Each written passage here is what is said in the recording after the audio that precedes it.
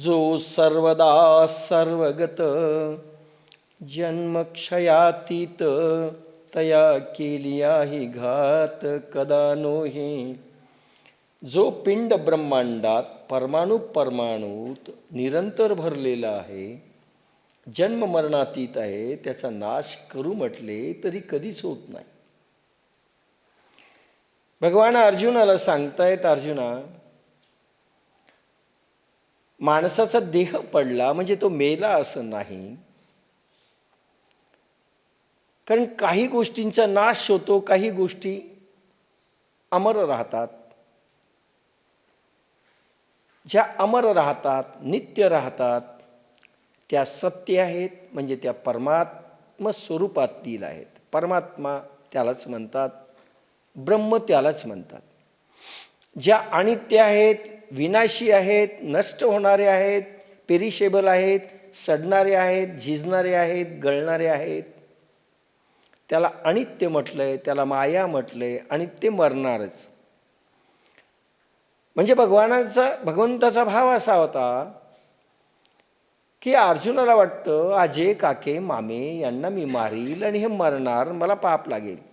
म्हणून भगवान सांगतात, तू नाही मारलं तरी ते त्या देहाने मरणार आहेत, आणि त्यामुळं तू पाप आणि याचा काही विचार करूच नकोस.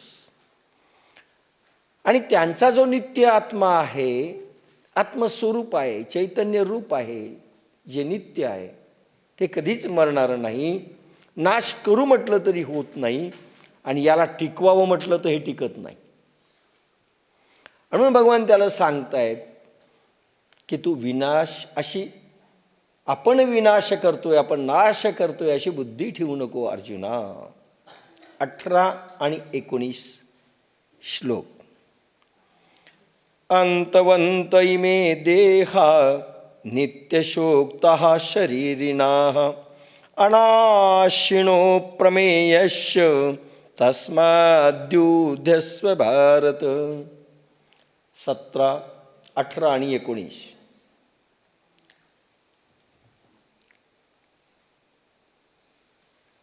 यं येन वेति हंतारं यश्चैनं मन्यते हतम् उभोत्तो न विजानीतो नायं हन्ति न हन्यते.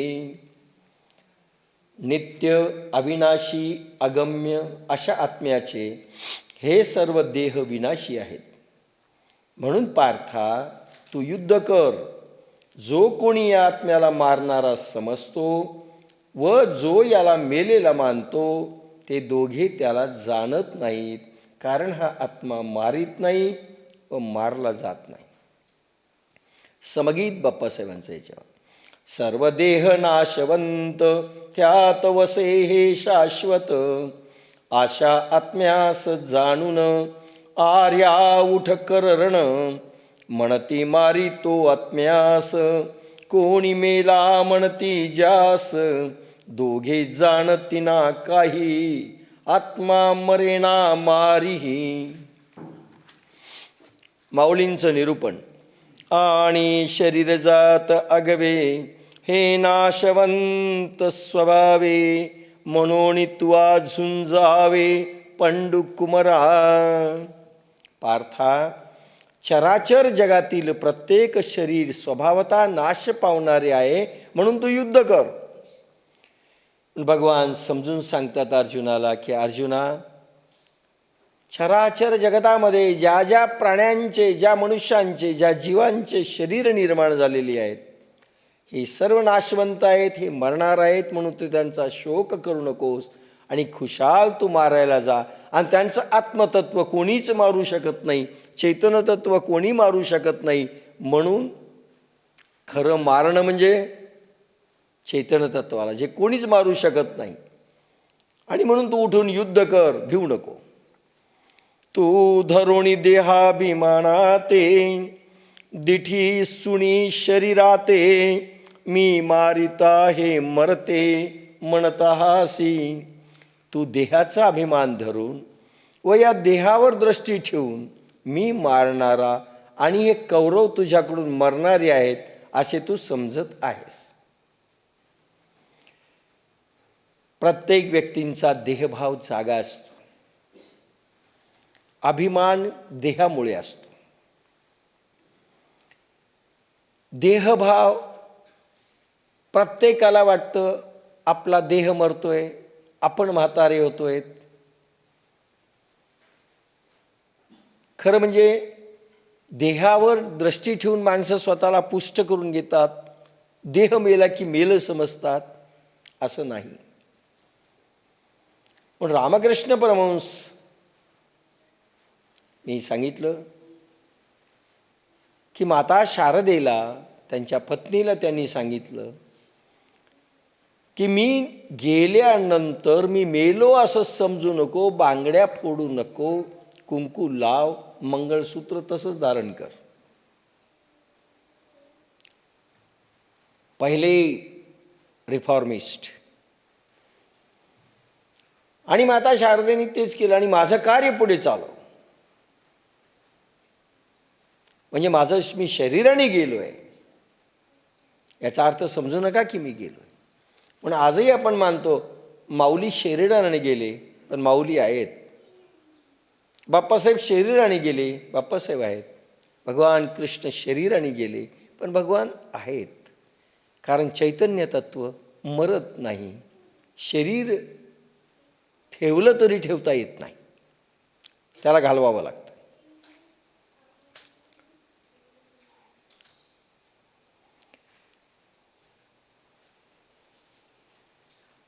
म्हणून मी मारणारा आणि हे मरणारे असे तू समजतं, चूक आहे. तू त्यांच्या शरीराला मारणार आहेस, कारण तू निमित्त होणार आहेस. त्यांचं ठरलेलं आहे, तू नाही मारलं अजून कोणी मारेल, पण त्यांना मारावं लागणार आहे, असं भगवान समजून सांगतात. तरी अर्जुना तू हे नेणसी, जरी तत्वता विचारिशी, तरी वदिता तू नव्हेसी हे वद्यनवती. पण अर्जुना यातील मर्म तुला कळत नाही. जर तू तत्वदृष्टीने विचार करशील तर तू मारणारा नव्हेस व हे कौरव मरणारे नव्हेत. तत्वदृष्टीने शरीर कुठून आलं? उधार आलेलं आहे. पंचमहाभूतांनी उधार दिलेलं आहे. 5 महाभूतांचं संमिश्रण हे शरीर आहे. पृथ्वी, आप, तेज, वायू आणि आकाश. ह्या पंचतत्वांचं मिळून शरीर झालेले. हे 5 तत्वांचे परमाणू एकत्र आले त्यावेळी शरीराची निर्मिती झाली. उधार आलेलं शरीर आहे. आणि उधार जर आणला असेल तर उधारीची वस्तू ज्याची त्याला परत करावी लागते. आणि म्हणून तू मारणार आहेस आणि ते मरणार आहे ते समजू नको. सगळं उधार, स्वतःचं काही नाही.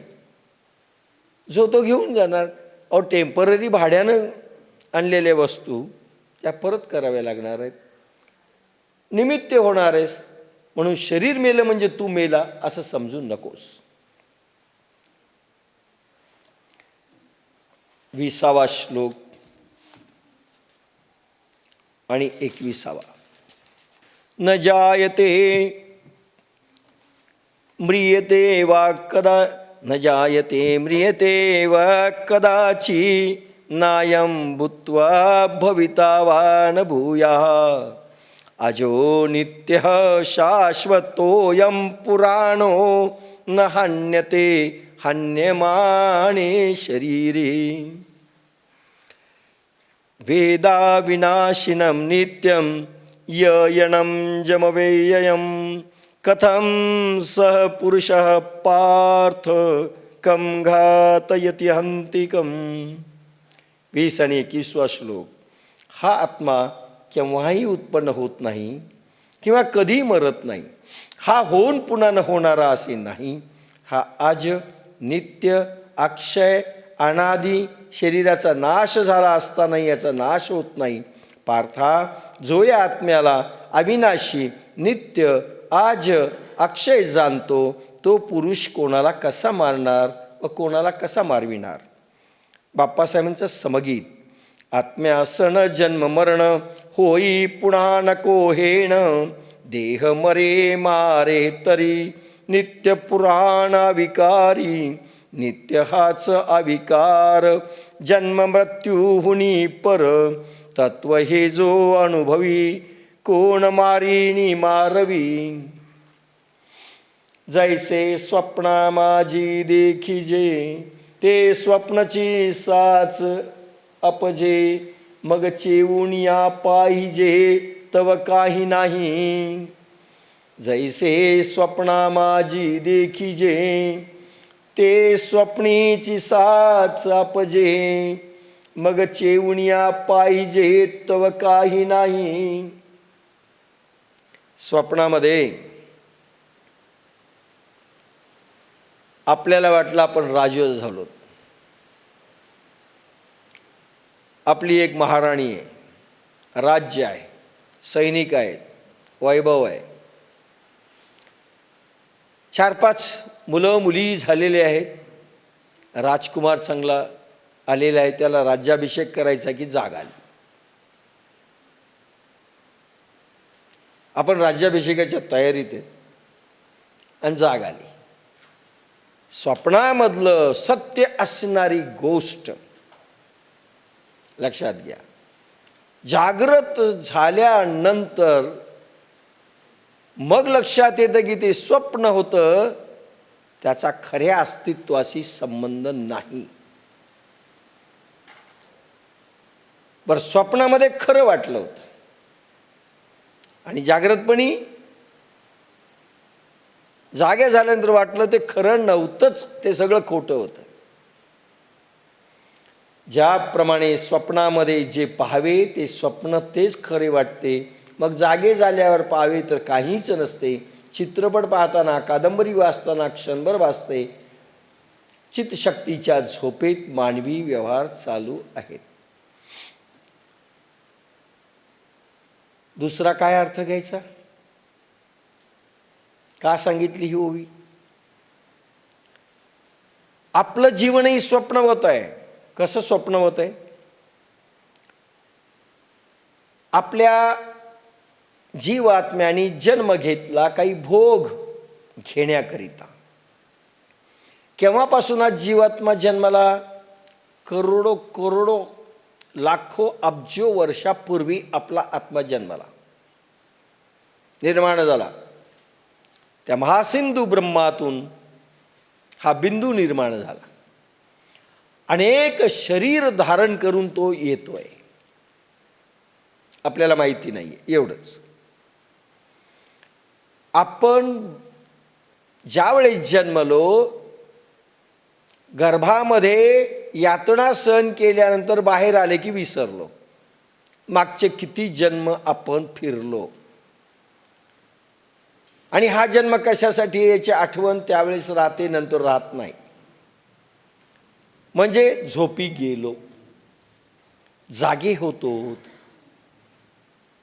गर्भापर्यंत जागे होतो, नंतर झोपलो. आता झोपल्यानंतर काय वाटतं? हे सत्य वाटतं, हा देह सत्य आहे.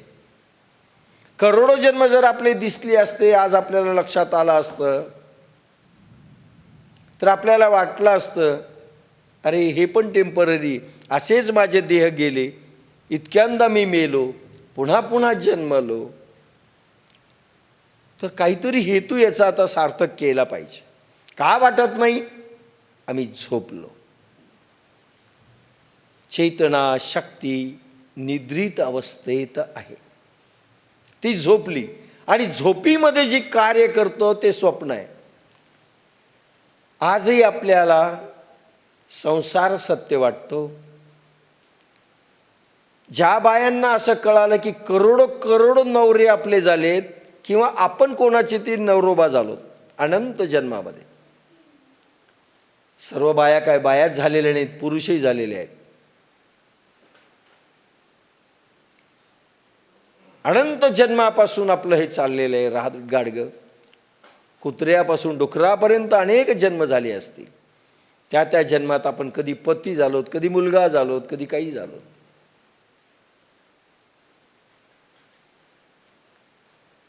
एका राजाची अशीच कथा आहे. महर्षी कण्वाकडे तो आला. एकुलता एक पुत्र वारला. महर्षी कण्वांना त्यांनी सांगितलं, महर्षी याला वाचवा. त्यांनी सांगितलं, वाचू शकत नाही, प्रत्येकाला जायचंय, जावं लागणार आहे, तू चिंता करू नकोस. पण शेवटी तो परेशान झाला, मुलगा मेला. तरी या राजा दुःखी होता, सारखा यायचा. ठीक आहे म्हणले, तुला फार प्रेम आहे का त्याच्याविषयी, तुला बोलायला लावू का त्याला? वा वा म्हणले महाराज, मग तो फार छान आहे, एकदा बोलायला हवा. महर्षींनी आपल्या शक्तीने त्याच्या आत्म्याला स्वर्गातून बोलावलं. तो समोर आला, तो ओळखीना. त्याला म्हणाले, अरे मी तुझा बाप आहे राजा, तू आत्ता आत्ता मेला, काही दिवस झाले. म्हणे, कोण बाप? कोणत्या जन्माचे बाप आहेत तुम्ही? लक्षात घ्या. त्याला आठवलं, तो म्हणे, कोणत्या जन्माचे बाप आहे आणि मी कोणाकोणाकरता मरू? ज्या दिवशी आपल्याला आठवतील आपले करोडो वडील मेलेले आहेत, करोडो आई मेलेले आहेत, तर एका जन्माच्या आईसाठी आणि वडिलांसाठी आपण नक्की रडणार नाही.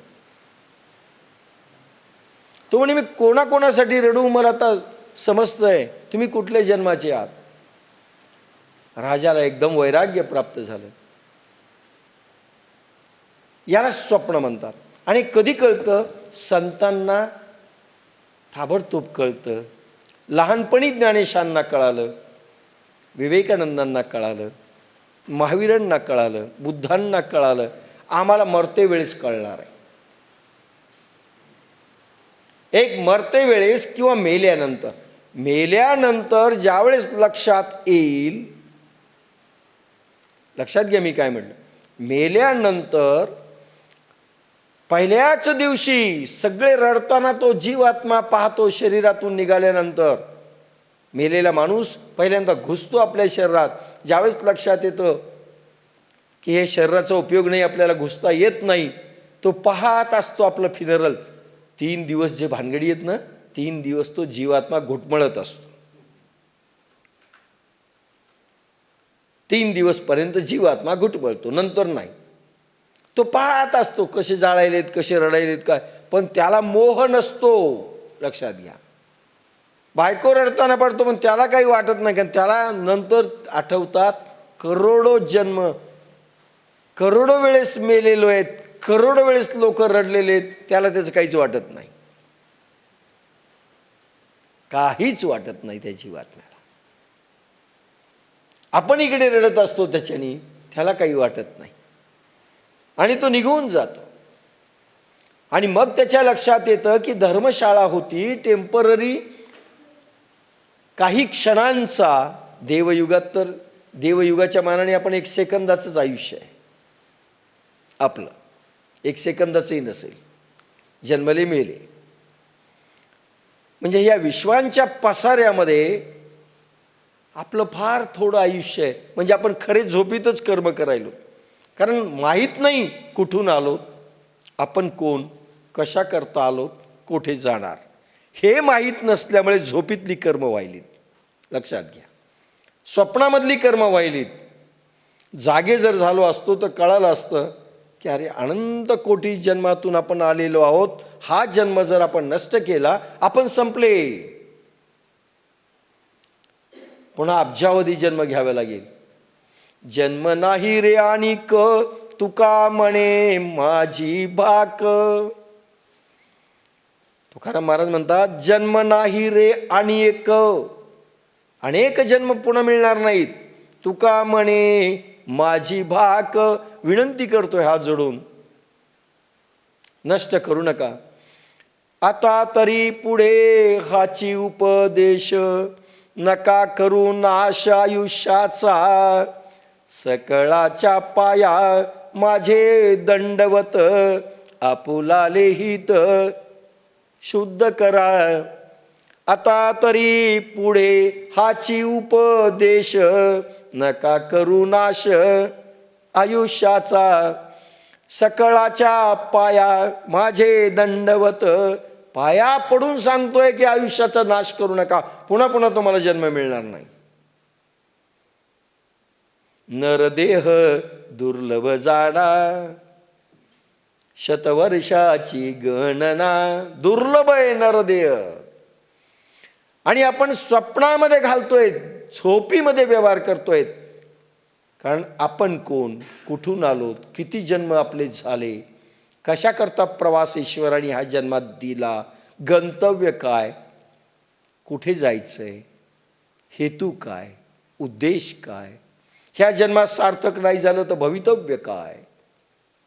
काही नाही. आपण फक्त ह्या जन्माचा विचार करतो. स्वप्नातला माणूस देखील स्वप्नापुरता विचार करतो. मी राजा आहे, आता प्रजा आहे, आता मला राज्यकारभार करायचा आहे. तसं चाललंय आपलं.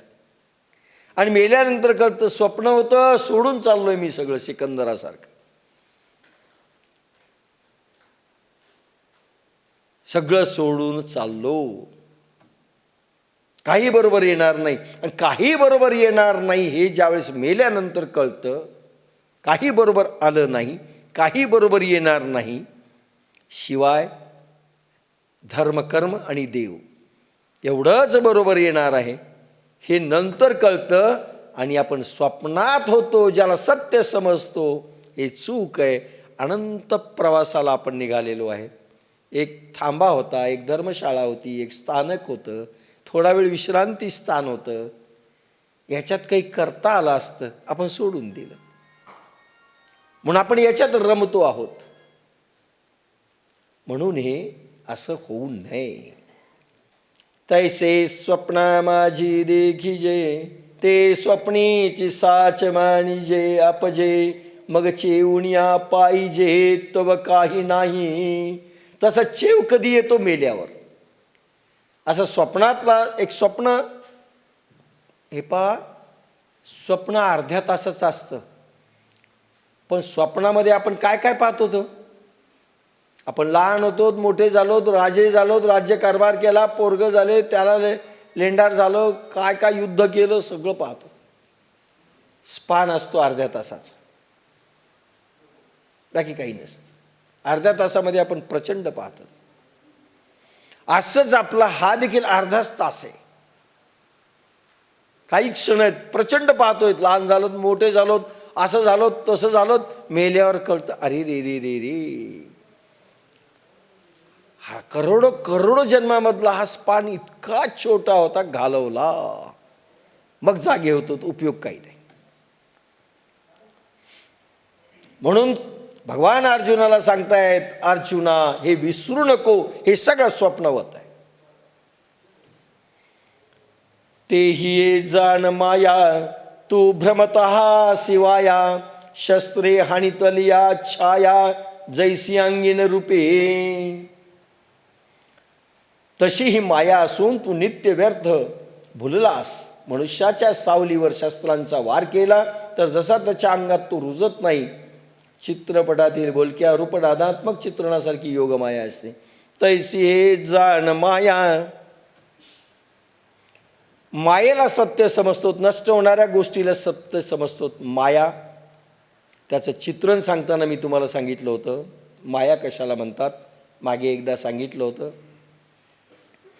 माया म्हणजे दुसरं तिसरं काही नाही, आपली सावली. सावलीचं अस्तित्व आहे का हो? सावलीचं अस्तित्व आहे का? सावली दिसते का? दिसते, पण सावली आहे का? तुम्ही सावलीला पकडायला जा, हातात येत नाही.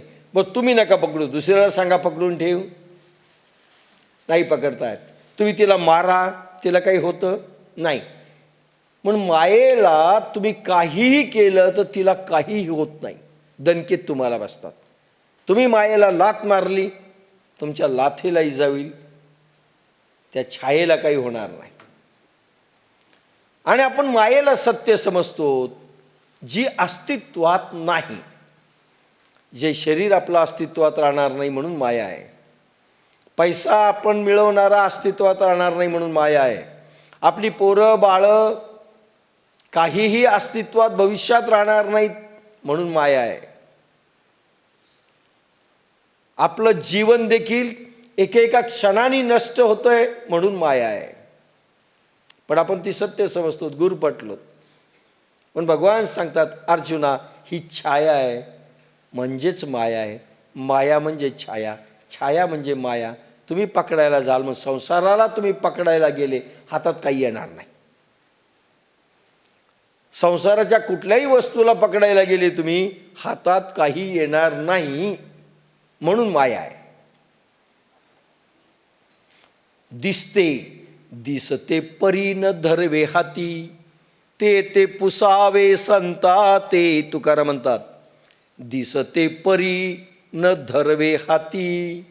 दिसती पण हातात येत नाही, याला संसार म्हणतात. पैसा टिकत नाही, पैसा राहत नाही, पैसा आला तरी उपयोगी पडत नाही, आणि पैसा बरोबर घेऊन जाता येत नाही. काय होतं? गुरु नानक लाहोरला गेले, शिखांचे धर्मगुरू. नाही सॉरी, अफगाणिस्तानला गेले, बगदाद. आणि बगदादमध्ये गेल्यानंतर तिथला राजा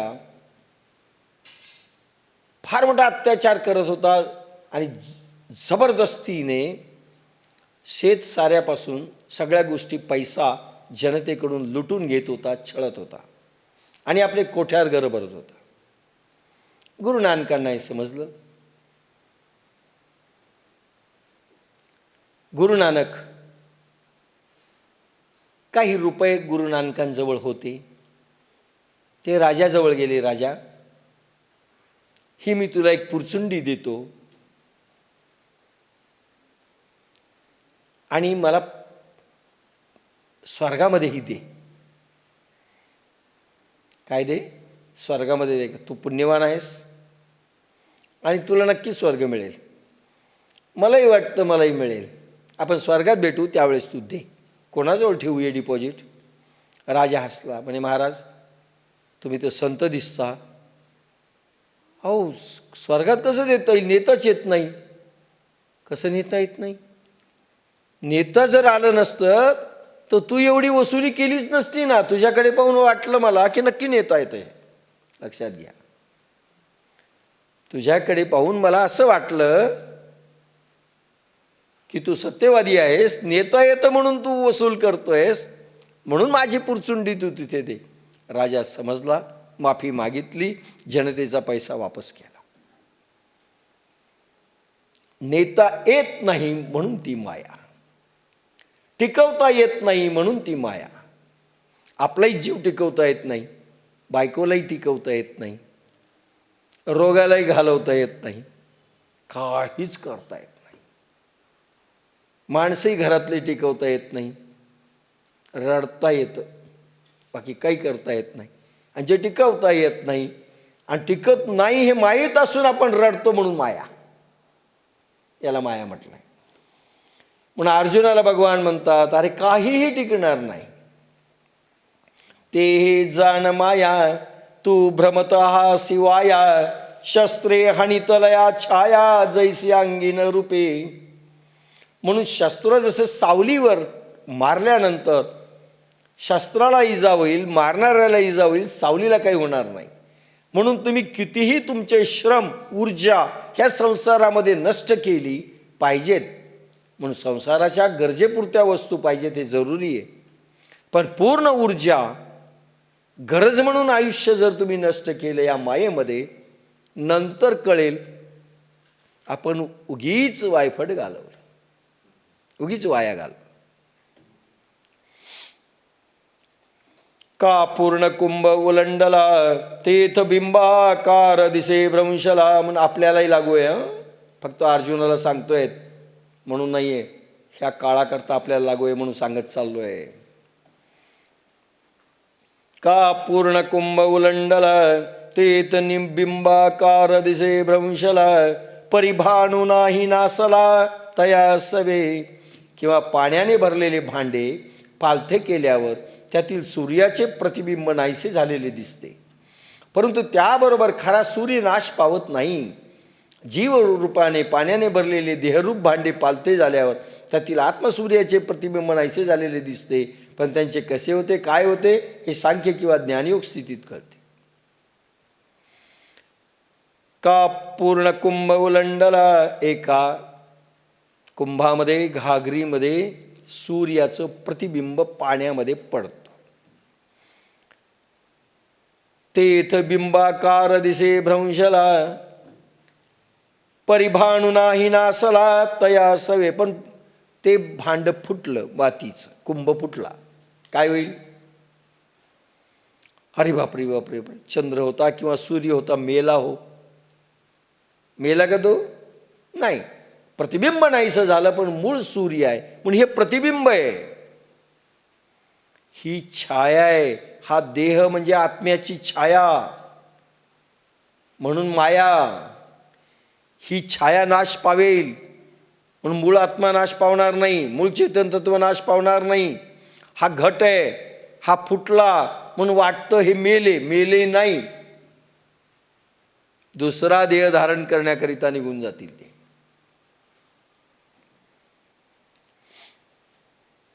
ना तरी मठी आकाश जैसे. आता कोणी म्हणेल मग आम्ही देह चाललाय.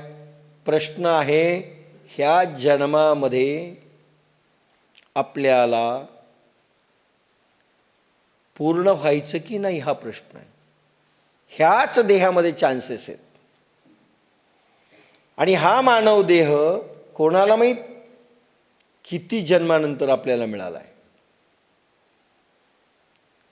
आणि अनंत जन्मीच्या पुण्याईनं हा योग मिळत असतो, अनंत जन्मीच्या पुण्याईनं. आणि हा योग मिळाल्यानंतर आम्ही नाही पूर्ण केलं, भविष्य काय? प्रश्न हा आहे. ही जरी माया असेल तर ह्या मायावी देहातच सगळं करावं लागतं. ह्या देहातच कुंडलिनी जागरणापासून ते मुक्तीपर्यंतचे प्रयत्न करावे लागतात.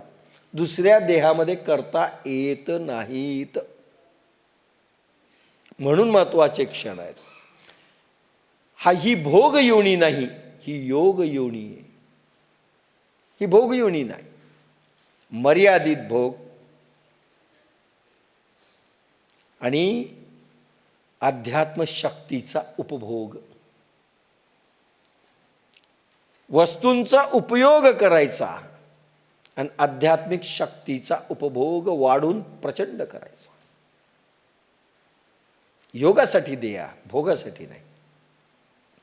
ना तरी मठी आकाश जैसे, मठाकृती अवतरले असे, तो भंगलिया पैसे स्वरूपची.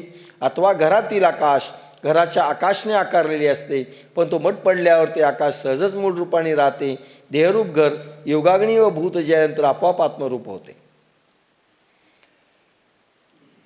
हा जर देह भंगला, साधारण माणसाकरता बाप्पासाहेबांनी वरच्या लेवलवरून सगळ्या ओव्या लिहिल्यात. नॉर्मल माणसाला सांगत असताना त्याची गरज नाही, सांगायला गेलो तर आज त्याचा उपयोग नाही.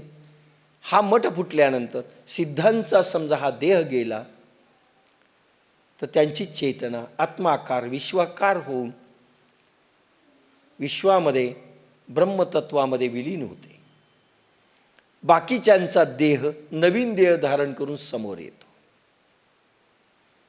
भोगाप्रमाणे नवीन देह धारण होतो, समोर होतो. सिद्ध महात्म्यांचा देह त्यांना वाटलं तर ते परत येतात, नाही वाटलं तर आपली चेतनाशक्ती विलीन करून, आत्मशक्ती विलीन करून टाकतात, लय करून टाकतात परमात्म्यामध्ये, ब्रह्मतत्वामध्ये आणि संपून टाकतात. काहींना वाटतं परत यावं, ते परत येतात. पण स्वतःच्या हातात जन्म आणि मरण हे लक्षात घ्या. यमाच्या हातून मरत नाहीत. कुठे जन्म घ्यावा हे ते ठरवतात, काय करावं हे ठरवतात. स्वतःच्या हातात सगळे स्विच असतात, बटणं असतात.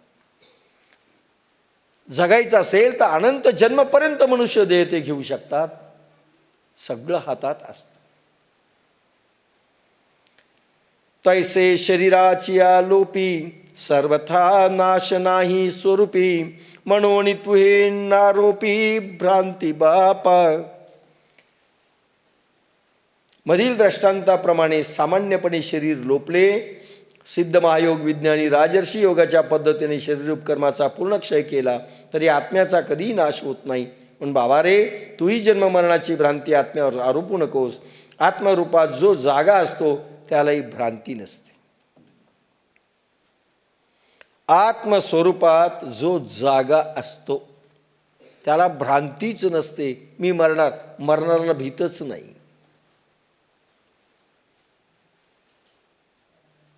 काळाच्या माथी आम्ही पाय देऊ, तुकाराम म्हणतात. काळाच्या माथा हाणू लाथा, इतकं प्रभावशाली जीवन असतं संतांचं. संतांना सांगण्यात येतं, भगवान रामचंद्र प्रभूंनी अयोध्येमध्ये रामराज्य 1000 वर्षपर्यंत केलं. किती? 1000 वर्षपर्यंत. यमधर्मराज सांगायला आले, सांगायला न्यायला नाही आले. Only intimation is to be given.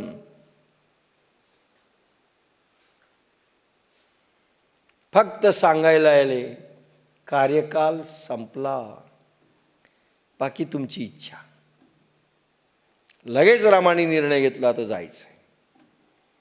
निघाले शर्यतीरायाकडे. सगळे बरोबर होते, भाऊ रडत होते, सगळे नाही आता राहायचं नाही. यमधर्मराजाने सांगितलं कार्यकाल संपला. ज्ञानेशांना थोडंच आयुष्य होतं, सांगितलं असेल, इंडिकेशन मिळालं असेल, कार्यकाल संपला. भगवान शंकराचार्यांना फक्त 16 वर्षच मिळाले होते, लक्षात घ्या. 16व्या वर्षाच्या आयुष्यामध्ये हिंदुस्थान पादाक्रांत करून योग सामर्थ्य आणि शब्दज्ञान सामर्थ्य, वेदांत सगळा पाठ करून जिंकले होते लोक 16व्या वर्षाच्या वयामध्ये. आपल्याला 16व्या वर्षाच्या वयात काय खावं कळत नाही, कसं राहावं कळत नाही. शंकराचार्य 16व्या वर्षाच्या वयामध्ये. आणि काशीमध्ये ज्यावेळेस विद्वज्जन परेशान झाले, मंडन मिश्र हारला आणि ब्रह्मसूत्रावर निरूपण काशीमध्ये करायला सुरुवात केली भगवान शंकराचार्य. ब्रह्मसूत्रावर निरूपण शंकराचार्य करत असताना ब्रह्मसूत्र लिहिलं भगवान व्यासांनी. सोपं भाष्य नव्हतं. ब्राह्मणांच्या वेशामध्ये ब्रह्मसूत्र ऐकावं म्हणून भगवान व्यास आले. त्यांनी परवानगी मागितली, मी तुमचा शिष्य नाही, पण माझी इच्छा आहे, तुम्ही ब्रह्मसूत्रावर निरूपण करतायत, मला ऐकायची इच्छा आहे, या म्हणले शंकराचार्य म्हणाले. आणि ब्रह्मसूत्रावरचं निरूपण ज्यावेळेस भगवान शंकराचार्य करत होते, अनेक दिवस गेले, काही महिने गेले. व्यास एक लक्ष केंद्रित करून सर्व ऐकू लागले. फार प्रसन्न झाले की मी जे लिहिलंय त्याचं निरूपण शंकराचार्यांनी तंतोतंत केलं. एकदम प्रगट झाले व्यास म्हणून, शंकराचार्य तुझं आयुष्य 16 वर्षाचंच होतं, पण आता तुला मी अजून 16 वर्ष मी ॲडव्हान्स म्हणून बहाल करतो. आणि म्हणून 32 वर्षाचे शंकराचार्य झाले. जगत कार्याकरता तुझी आवश्यकता आहे असं वाटतं, म्हणून मी तुला दान देतो 16 वर्ष. केवढी मारामारी. आपण आपल्याला किती मिळाले, त्या लोकांना एकेका क्षणाकरता लढावं लागायलंय. व्यासांना 16व्या वर्षात द्यावं लागलं आणि आपल्याला 60, 70, 80 मरत नाही. डॉक्टरही मारायला बसले, घरचे लोक मारायला बसले, मरत नाहीत, जगतो. उपयोग काय? काही नाही. बोलणे खाणे, लाथा खाणे, बाकी काही नाही आपलं आयुष्य. एकेका क्षणाकरता त्यांना केवढा स्ट्रगल करावा लागतंय त्या संतांना. कमाल वाटते मला.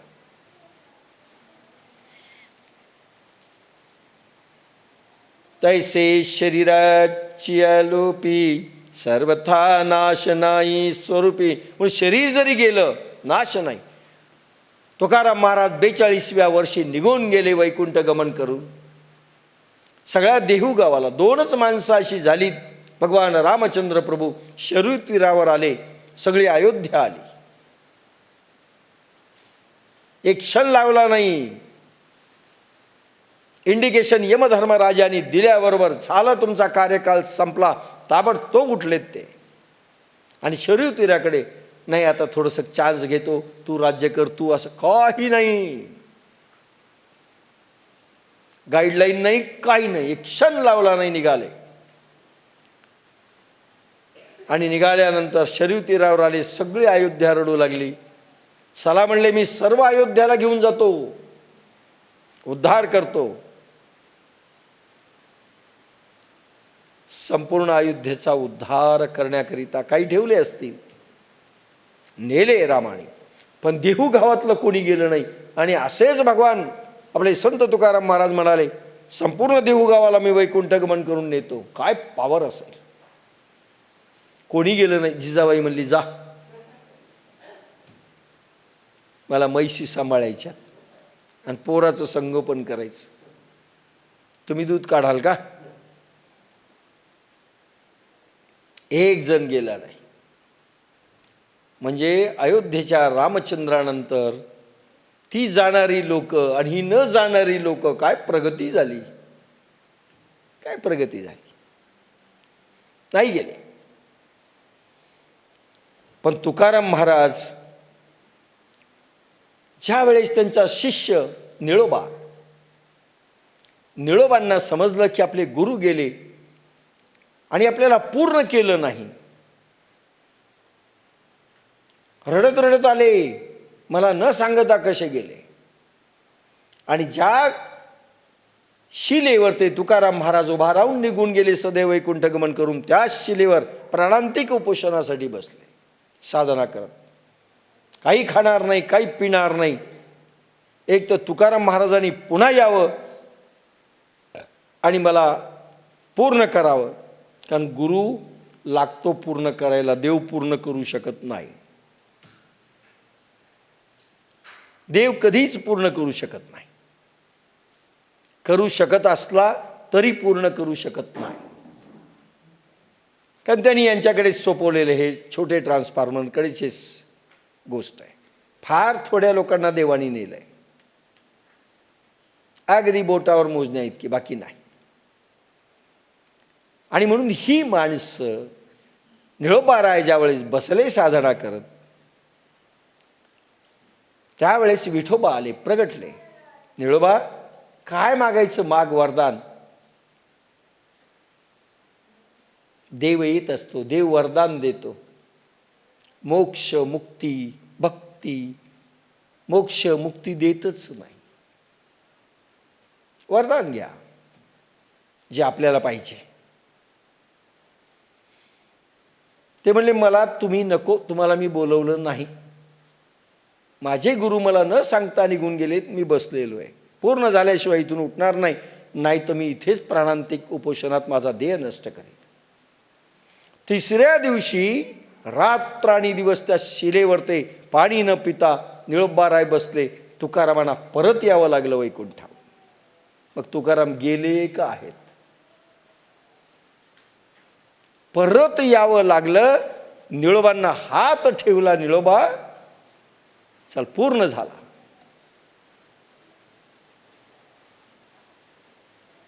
म्हणून देह जातो, पण चेतन अस्तित्वाने ती माणसं राहतात. हे वैशिष्ट्य.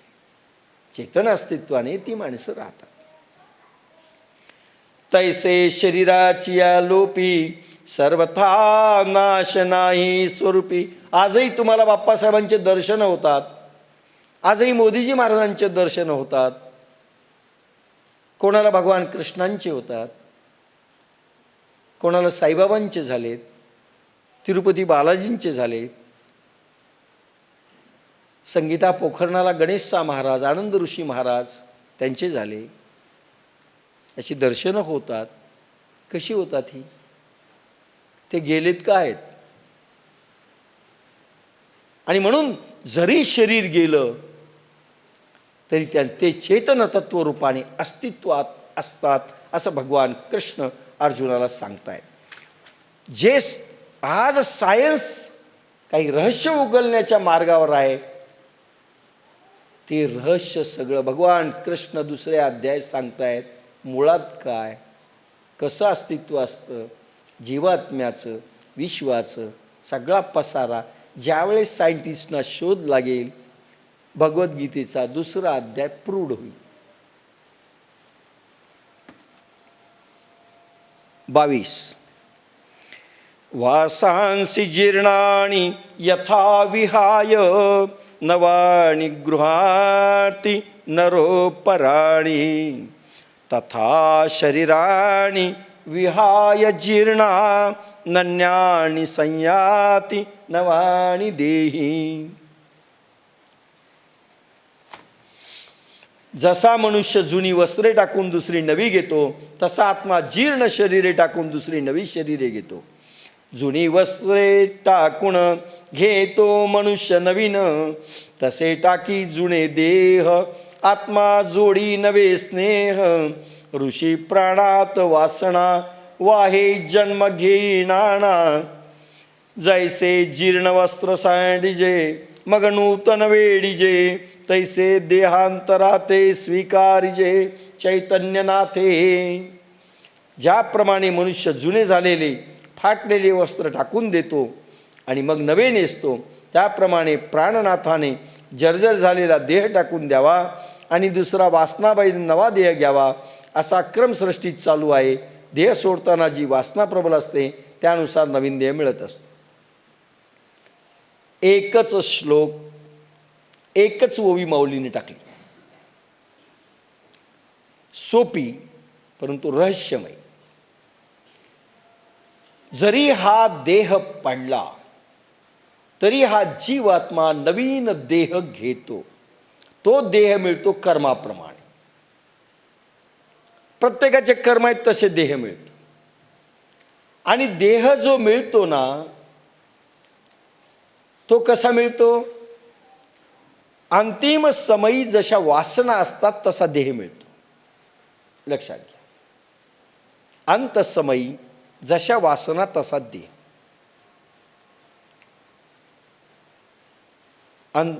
अंतसा मती सा गती, अंती जशी मती असते तशी गती होते।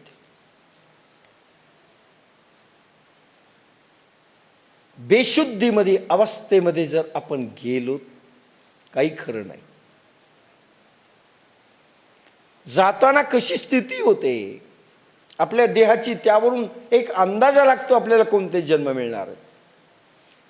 ज्याचा प्राण गुदातून गेला, विशेषतः गळ्याच्या खाली, गळ्याच्या खालच्या इंद्रियामधून ज्यांचा प्राण गेला, गुदातून गेला म्हणजे कसं समजायचं, लॅट्रिन समजा साडीत किंवा पॅन्टमध्ये किंवा धोतरामध्ये जर झाली, नीच योनी मिळते। डुक्कर, संडासचे किडे, घाण सगळा ते। मग आपल्याला वाटतं त्यांनी फार वारकरी संप्रदायाचा माणूस होता, पण लॅट्रिन जर झाली असेल मरताना गेला, लघवी झाली असेल गेला, किडनी खराब असेल सारखी लघवी होत राहते, कसे देह मिळणार हो।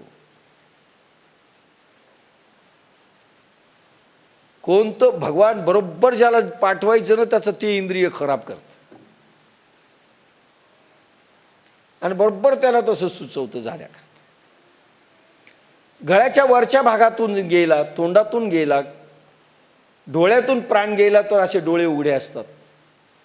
डोळे जर उघडे राहिले तिर्यक योनी म्हणजे पक्षी असे जन्म, उडणारे प्राणी। वरच्या भागाला गेला तर निदान ठीकठाक तरी जन्म आहेत, खालच्या भागातून गेला तर आनंदी आनंद आहे। 9 द्वारापैकी कुठल्या तरी द्वारातून प्राण जातो। सिद्ध पुरुषांचा प्राण ब्रह्मरंध्रातून जातो।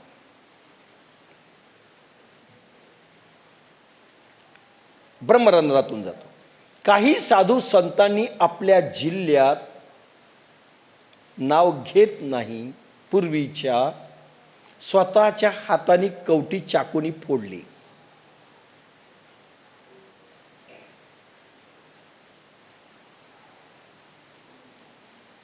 हाताने कवटी अशी जखम केली की प्राण जावा. हा प्रयोग बरोबर नाही.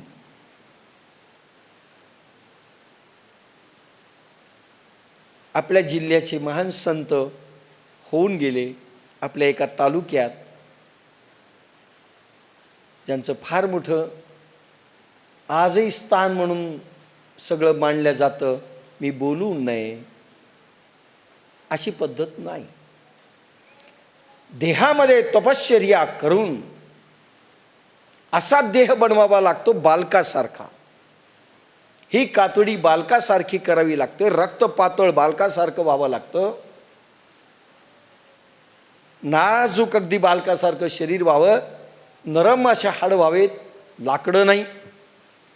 कारण योगाग्नीमध्ये जाळून जाळून नरम सगळं झालेलं असतं. पण ज्या बायांना, ज्या पुरुषांना, ज्या पोरांना मांडी घालून बसता येत नाही, 2-2, 3-3 तास उचलावं लागतं, चांगलं शरीर नाही आहे. म्हणून योगाग्नीमध्ये जाळून सहन करावं लागतं. दगडासारखे शरीर झालेत, लाकडासारखे शरीर झालेत, ते सगळे तापून तापून नरम करावे लागतात. आणि ही शेवटची माऊली 6व्या अध्यायात म्हणते की टाळू उडते. लहान पोराची टाळू उडताना तुम्ही पाहता ना, म्हणून बाया टाळू भरतात पहा, तेल लावून असे फन फन फन उडते. सिद्ध पुरुषाची टाळू उडत असते आणि नरम नरम होत असते. शेवटच्या क्षणाला उडत असते, जी फटकन फुटू शकते. म्हणून आपण स्मशानात खोपडी फुटेपर्यंत राहतो.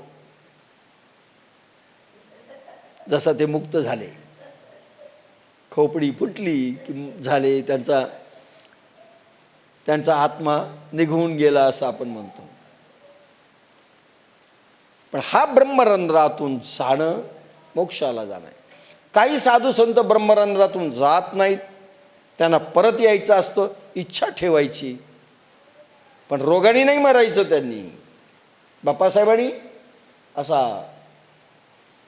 आपले गुरु बाप्पासाहेब यांनी 88ला डेट देऊन टाकली. आमच्याकडून वचन घेतलं, पत्र घेतली आणि डेट दिली, मी जाणार 6 महिन्यानंतर. कळंबरकर गेले आपले, 3 महिने कळंबरकर होते. जो कोणी माझ्या दरबारात येईल त्याला मी पूर्ण करील म्हणाले. हे टिकले नाहीत, 3 महिन्यात परत आले आणि सगळं संपलं. किशोरजी व्यास गेले होते त्याच वेळेस, त्यानं स्वीकारलं नाही. म्हणले माझी आता वेळ जवळ आली, आता मी नाहीच 6 महिने थांबू शकत तुमच्यासाठी. आणि तारीख दिली, त्या तारखेला बरोबर गेले. नाही राहायचं मला म्हणाले, गेली 20 वर्ष झालं माझं आयुष्य मी वाढवतोय तुमच्याकरता, मला आता राहायचं नाही. म्हणावर आहे, पण मी परत येणार आहे म्हणाले.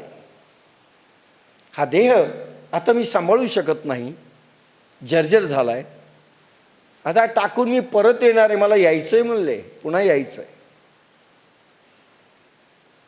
तयार राहा म्हणाले. जे साधक असतील, जे नवरा आणि बायको चांगले तयार होतील, नक्की मी येईल. मला म्हणाले, मी गेलो म्हणजे जाणार असं नाही, परत मला यायचं. रामकृष्ण परमहंसही म्हणाले मला परत यायचंय. गौतम बुद्ध म्हणाले मला परत यायचंय. तुकाराम म्हणाले मला परत यायचंय. मोक्षपद तुच्छ केले या कारणे, आम्हा जन्म घेणे युगायुगी. तुकाराम म्हणतात, मोक्षपद तुच्छ केले या कारणे, आम्हा जन्म घेणे युगायुगी. युगायुगा करता आम्हाला यायचंय. जगत कल्याणाकरता काही म्हणतात यायचंय, काही म्हणतात भक्ती करण्याकरिता यायचं, आणि काही म्हणतात आम्हाला यायचंच नाही, निघून जायचं. नको.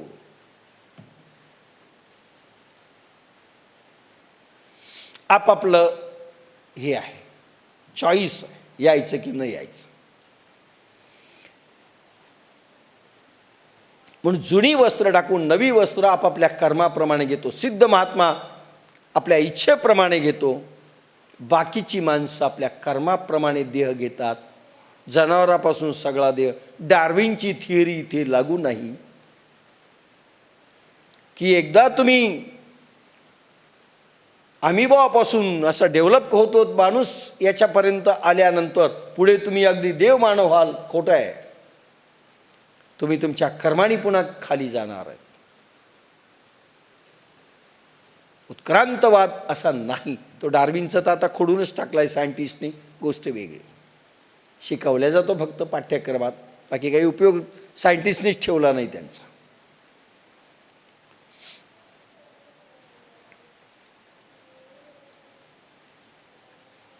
म्हणजे जसा वासना तसा देह. जैसी रही भावना. जशी तुम्हाला वासना असते, देह असतो.